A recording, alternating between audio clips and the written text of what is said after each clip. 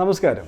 മത്സര പരീക്ഷയ്ക്ക് പഠിക്കുന്ന ഒരാളെ സംബന്ധിച്ചിടത്തോളം രണ്ട് രീതിയിലുള്ള പ്രശ്നങ്ങൾ അഭിമുഖീകരിക്കാറുണ്ട്. ഒന്ന്, ശരിയായ രീതിയിലുള്ള പഠന മാർഗവും പഠനത്തിൻ്റെ ഇൻഫർമേഷൻ്റെ സോഴ്സും ഇല്ലാതിരിക്കുക എന്നുള്ളതാണ്.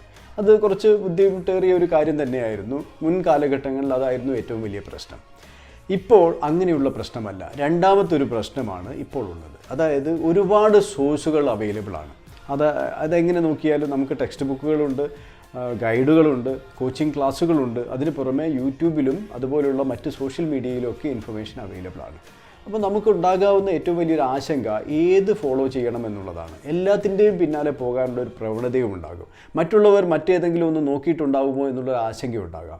ഇതെല്ലാം ഒഴിവാക്കാൻ വേണ്ടിയാണ് ഞാൻ എപ്പോഴും പറയുന്നത്, നിങ്ങൾ നേടിയെടുക്കേണ്ട വിജയത്തിലേക്ക് നിങ്ങളെ നയിക്കുന്ന ഒരു വിന്നിംഗ് സ്ട്രാറ്റജി ഉണ്ടായിരിക്കണം നിങ്ങൾക്ക്. അതനുസരിച്ച് വേണ്ടത് മാത്രം നോക്കണം. എല്ലാം നോക്കി ഒന്നും നോക്കാതെ പോകരുത്.